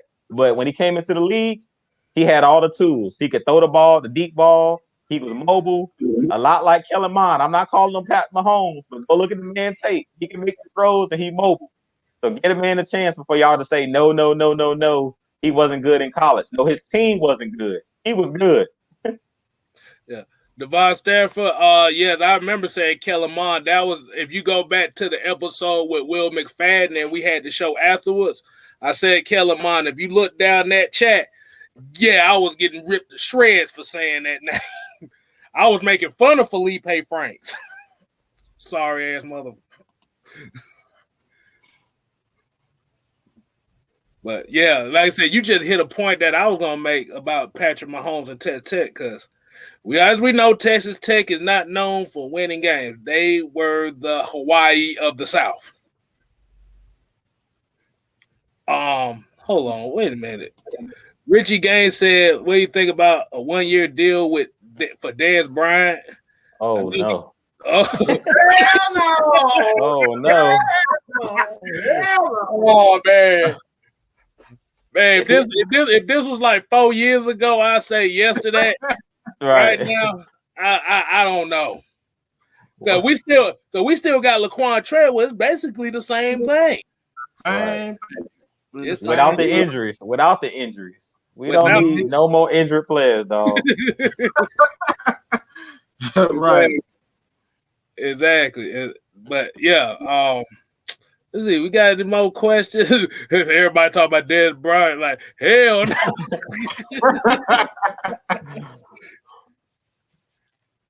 Oh man. Let's see who else we got here. Oh, Ghost Pepper. He gave an interesting scenario that he said if Mike Smith had Kyle Shanahan as his OC, do you think we would have won the Super Bowl? That's a good question. Hey, that's a good question. But I really think like if y'all, a lot of people forget in 2012 we was a pass interference away from being in the Super Bowl. So, and I believe we would have beat the Ravens in the Super Bowl. Just keep it real and keep it a buck. In 2012, we should have won. We should have won the Super Bowl in 2012. With that, to me, the 2012 team is dang near a top 5. They're one of my favorite Atlanta Falcons teams. Like if you talk about the 2016 team, the 98 team, the 2012 team, people forget how deep that roster was. You had Matt Ryan, Tony Gonzalez, Roddy White, Julio Jones, Michael Turner. Man, that team was loaded. And then on defense, you had guys that were injured, like Brent Grimes we talked about. He had an Achilles injury that year. But we still had some solid guys on the defense. Willie Moe, Sean Witherspoon. We had guys, man. We had guys on that defense. So Johnny Abraham was on that team. Like that team was loaded. Peters, Babineau. Yeah, Corey Peters, Babineau. Like we had some guys on that squad. To be honest, I really think that team would have, if they would have gotten to the Super Bowl, I really think that they would have beat Ray Lewis and those guys because that team was stacked. Like it was no stopping them on offense. You remember how we went up like what 21-0? I think it was. It was something crazy. We had and Harry Douglas dropped that wide open pass that could have been a touchdown. Yeah, man. That team was loaded. I forgot Jacquizz Rodgers. He was another guy people don't talk about, man. Jacquizz Rodgers was a problem. As a scat back, that dude was small, but he ran physical, dog. So, yeah, man, that team was loaded. That's one of my favorite Falcons teams. Todd McClure at the center position. Like, man, we was loaded. That team was loaded. The one boo-boo on that whole team was Thomas Day Cool, sorry ass. You won't gonna let that slide? I'm not letting that slide, bro. I'm not letting that slide at all. Hey, I think Asante Samuel Sr. was on that team too. Yeah, he was on that team. That was D-Block. Yeah, Asante Samuel. Yeah. So like I'm saying, we had a squad, bro. That team was loaded. And Concussion Shawty was on that team too. Most people don't know who Concussion Shawty is. That's what I call Donta Robinson. Yeah, I called him the Headless Horseman. After that hit with on Deshaun Jackson when he tried to end both of their careers. Yeah. Right. That dude didn't give up. He didn't do shit. And I saw somebody in here. He actually had asked the question earlier. I didn't get to it, but I'm trying to find out who it was. I'm about to say, y'all go ahead and keep going. I'm finna try to find it. God knows. Oh yeah, here we go. Keyshawn Vlad. Like I said, I'm gonna quickly answer this, but we got an actual plan for this type of question right here. He basically asked why you think the Atlanta Hawks are not getting no attention on ESPN because the NBA does not like Trae Young. I'm just gonna leave it at that. They got their fingers so far up, 23, and the boy in Dallas, he got their fingers so far up they behind, they don't want anybody else to shine. Period, point blank. They are the narrative for ESPN and the NBA is to overthrow Michael Jordan as the king of the hill. That's all they care about. Anybody. It's not just Trae Young. I mean, you look at the boy in Cleveland, Sexton. He playing good. He got LaMelo. Melo, I think he just broke his wrist, but he playing. He got all these players playing. Booker. Booker is an absolute star who will get no credit whatsoever. Their narrative is to crown LeBron James as the GOAT, the person who overthrew Michael Jordan. All right, that's it. Even Steph Curry. Steph Curry is still balling right now. He don't get no love, bro. None. The man get no love. But the narrative for them is to put LeBron James on top of the hill. That's all they care about. This is why the NBA is suffering when it comes down to the views. I think it's down to like the 9-8 million views because of the viewership. They ruining their own product because all they want to do is talk about LeBron James. Look, the man been playing down there 20, 30, never 20 years, okay? It's time to crown somebody else. It's time to crown these young guys like Trey Sexton, LaMelo. Let these guys have their spot. I'm tired of them talking about goddamn Luka. Luka is a good player, but he ain't great. Luka ain't great. Right. Let's just be real. Hey, look. Around him, go ahead. Let me say it like this. They want LeBron to be the greatest of all time, and they want Luka to overtake LeBron. Bam! There's a go. Narrative. I was about to say that, but Kstylz took it. That's it. That's all it is. It's. I mean, you call Luka Doncic Luka legend after year 2. That says everything. You didn't see that promo they cut after his rookie year? I did not. That went over my head. I did not see that. Wow. Yeah. That's crazy. But like I said, we're going to go ahead and wind this show down for tonight. Like I said, we appreciate everybody contributing in the chat. Like I said, if I ain't get a chance to shout your name out, just know we appreciate you being in here as always. Like I said, you can still leave comments in this chat. We come back. Might answer them in a video or so and give us some material to do.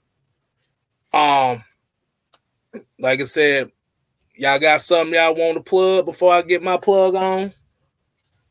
I'm gonna go ahead and start. I'm gonna go ahead and start it with the man of the hour, Mr. Jew Talk Sports. What you got for him? Yeah. I appreciate everybody getting your boy to 1K. Look, now I told him the new goal is 100K. So we need about 99,000, dog. That's the next goal. We shooting for 1K. Look, now we shooting for the sky. But I just appreciate each and every one of you guys for continuing to tune in every time we go live. Like we said, we don't just make up Atlanta Falcons Nation. Y'all make up Atlanta Falcons Nation. We just try to give y'all, like I said, the stats, the facts, and the truth. Forget all of the narratives. We're going to give you guys the truth about Atlanta sports in general. And we just appreciate Kstylz for letting me kick it with him on Mondays. Like I said, he's the star of the show. So I really appreciate him allowing me to join. And let's get ready for a great season. I really think in this 2021 season, I'm excited, man. I'm getting excited about this draft. I know we're supposed to be going live during the draft. So I'm super excited, man, to see what the Falcons do. Because like we said, they're doing a good job of not showing their hand. And that's what you're supposed to do as a GM. We want somebody to trade up and give us the farm for that 4th pick. So Terry Fontenot doing a good job of keeping all these narratives out there. Maybe we will take Kyle Pitts with that number 4 pick. Maybe we will take one of these quarterbacks. We don't want them to know what we're doing with our hand. So we playing our hand right. He playing his hand right. When you playing cards, you don't want somebody to know what you got in your hand. So we doing a good job because we want to get the most bang for our buck. We want to get 3 number 1s if we can get it. We want to get as many picks as we can get. I think that the front office is doing a good job of not letting anybody know or spoil it for us of what we're trying to do as far as with this new regime. I love what we're doing. So y'all stay tuned to my channel, Jew Talk Sports, Atlanta Falcons Nation. The next goal is to get us to 1K. Atlanta Falcons Nation, last time I checked, I think it was around 930-ish. So, hey, look, we need about 70 more people to go hit that subscribe button for us, get us to that illustrious 1K. But with that being said, I'm going to kick it back over to you guys. But I appreciate y'all having me on. Like I said, stay tuned. Go check out my last video I just dropped today about Kyle Pitts and if we should draft him or not. I dropped some gems on there. And I'm going to have a lot more coming for you guys as the draft approaches. We got a lot more to talk about, especially once the draft happens. Then we can start chopping up some things and letting you know what we're going to do. You know, what type of schemes we're looking at. But with that being said, I'm going to kick it over to you guys. Okay, Kstylz, what you doing, bro? Hey, it's wax on and wax off. Like I said, they need to know. There's a process to all this. All right, Miss Maggie T, go ahead and plug away. Plug away. Well, he already kind of hit it on the head with go ahead and subscribe to Atlanta Falcons Nation. We are really trying to get to 1K before the draft. We definitely are trying to get there. We appreciate everybody that's tuned in to us, as well as go on over to Miss Maggie T's channel. That's MS Maggie T. I'm just trying to get to 400. That's really what I'm trying to get to right about now. But I appreciate you guys tuning in, as well as outside of sports. Excuse me, people. I have Lush Exchange on Lush Exchange YouTube, as well as Matt Mike's channel on Wednesday nights, 8 p.m. Eastern Standard Time. We talk about all the good, juicy, sexy shit on that show. Just letting y'all know. So, and what's this week episode gonna be about? Well, it's not going to be about sex or nothing like that. It's going to be about, actually, it's going to be a series episode this time. It's going to be about bullying and, peer pressure and things like that, so we're going to kind of get deep with that topic, so we're going to tone it down just a little bit and talk about a little bit about that, because there's a lot of peer pressure in his teens and things like that. Bullying in the cyber world as well as adults. So we're going to get into a lot of that on the episode. And how can you be on the show? You just got to hit me up, sir. Hit me up on Miss Maggie's. Let me put my email in the chat. Or you can find me on Twitter, Instagram, Facebook, and Miss Maggie T. You can find me. I'm everywhere. So I'm going to put my email in the chat. So anybody else want to join the show, let me know. Hit me up on social media. I will find you. That's all I got. That's really just people, get us to 1,000. We appreciate you guys. We just trying to get the mic numbers. That's all we try to do. If 109 of y'all now that's watching, go ahead and hit that subscribe. We'll be in there like swimwear. So let's go. All right. Bad Mike Sports. If you see the name on there, said the Mad Ryan Lover. Go ahead and plug it over. Y'all need to introduce me from now on. The Matt Ryan Lover. You gotta say it like that. We gotta say it like that. You gotta put that. You've been getting some hate mail, Mike. Hey man, look, I kind of like it. I like it because it gives me an opportunity to do this. All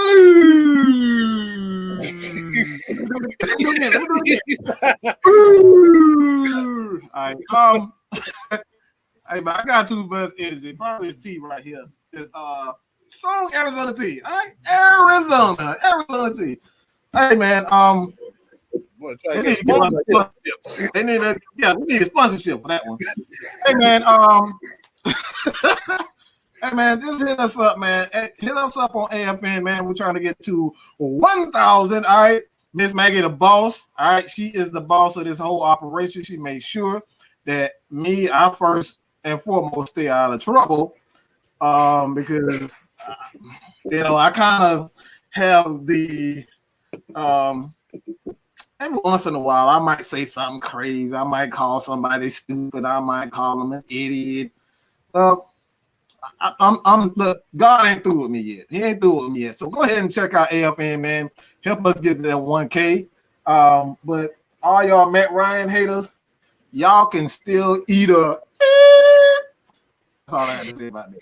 Thank you for censoring that. Thank you, Mike. Okay. Like I said, I'm gonna go ahead and I'm gonna close it out here. Like I said, Marco Polo. Hold on. He said call him what? Hold on. He got it right here. Yeah, Marco Polo. Like I said, hey, like everybody in here, we appreciate y'all tuning in for us tonight. Like I said, make sure you subscribe to the Just Kstylz channel. I am 785 away from 1,000. Trying to keep up with these people here.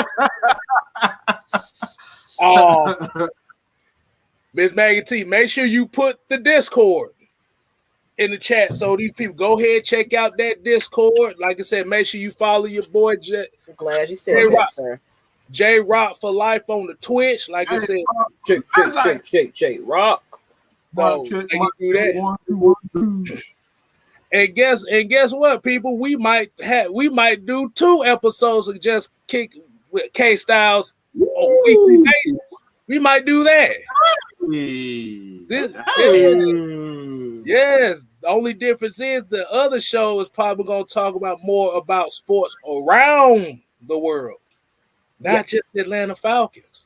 So If y'all want us to do that, y'all go ahead and leave us a thumbs up in the chat if you want us to do that. Leave a comment right now on who the team y'all want us That's to cover. we're definitely talking about.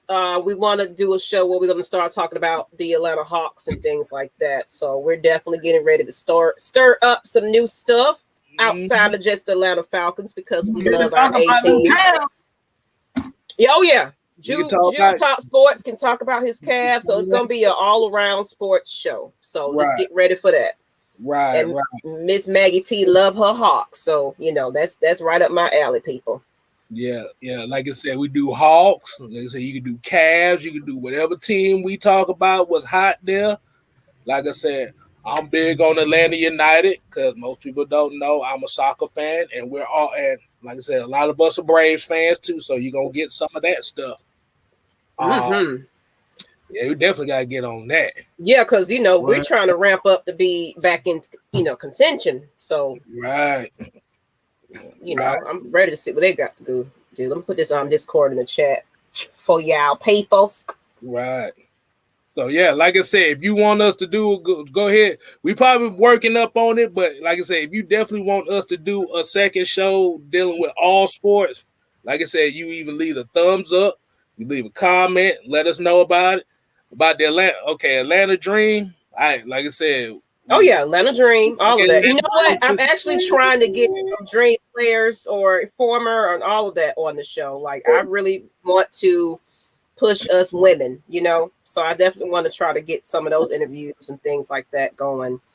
Definitely, people. So, and since you said Atlanta Dream, I want to say this before, congratulations to Renee Montgomery for being a part owner of the Atlanta Dream, getting that team away from that thumb with a nose Kelly Lofters punk ass. Oh. Devon said, y'all, we doing karaoke. Oh, might as well. You never know. I don't know. We got in trouble last time we tried to do that. When? Facebook hated on us, girl. You forgot about that? Not talking about my karaoke. Oh. We're talking about the film breakdown karaoke. You can do covers. You just can't do like the original song and all that, play that because, Facebook be tripping and stuff. So yeah, but you can sing a cover, we're gonna get some Just K style Popeye's chicken music going. Yeah. Like I said, so instead of singing We Are the Champions by Queen, you could sing the Crazy Frog version of it. See? It's a cover. It's not a technical song. I would love to do that again, though. I actually was doing karaoke on my Facebook pages, and yeah, that was fun. Hating on G. They hating. Screw Facebook. You see why I don't never promote my Facebook because I'm not on there. We could probably, you know what? We could probably do it on Twitch, though. Yeah, Twitch sound like that'd be a lot of fun to do it. We can do some karaoke on Twitch. Let me hit up what's the name?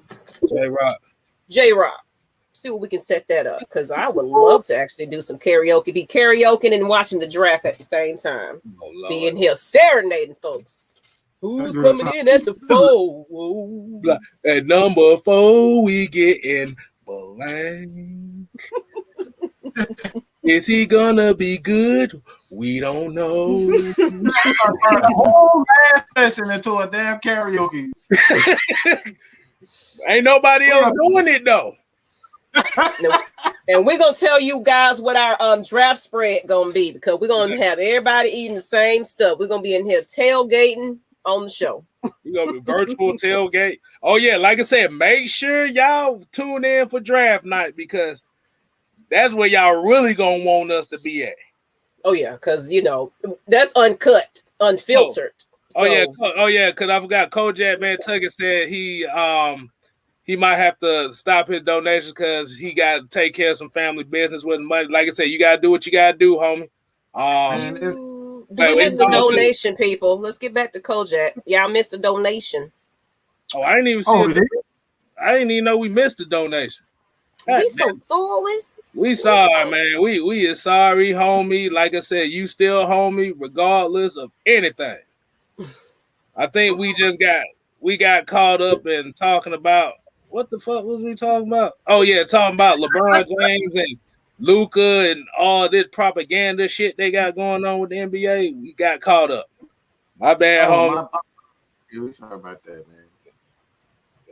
Yeah, it's a lot of comments in here. We apologize. We really can't catch all of it. Exactly. It's a lot of these people in here. So we apologize, charged to the game. Hey, Exactly. Whatever it is, we can always put it back. You know what I'm saying? If it's, if it is what it is, we appreciate you, though. Yeah. We appreciate everybody. We appreciate everybody. And like I said, make sure y'all get Atlanta Falcon Nation to the 1K. Damn it. He said he was leaving. Oh, okay. We really missed something then. We'll go back. Yeah, we missed it. Like I said.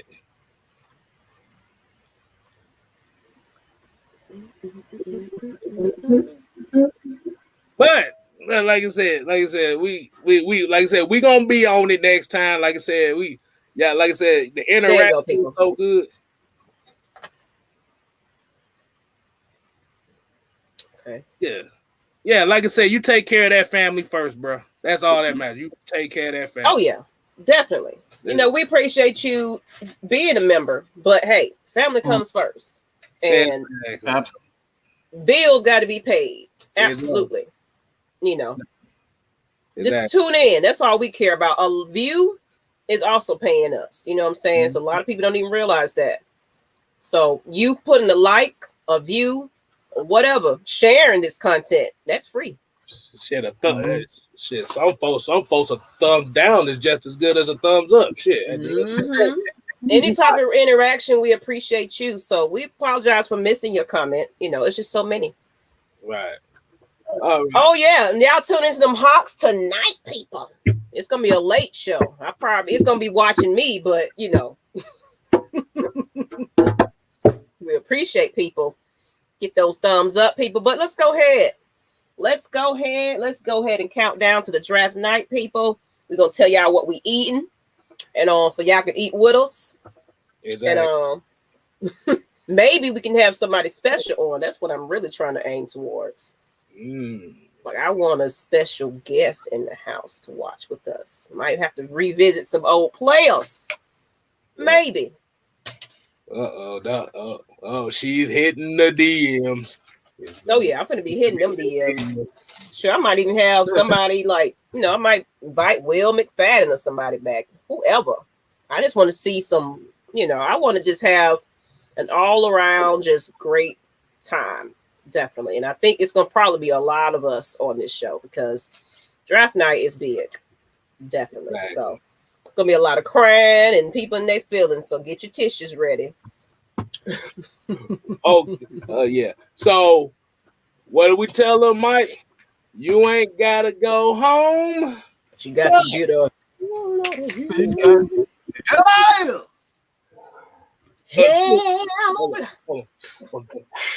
Until the next episode of Kicking It with Kstylz. Thought you was gonna make an announcement about something coming up. I was waiting on it the next time. No. That's what. Hey,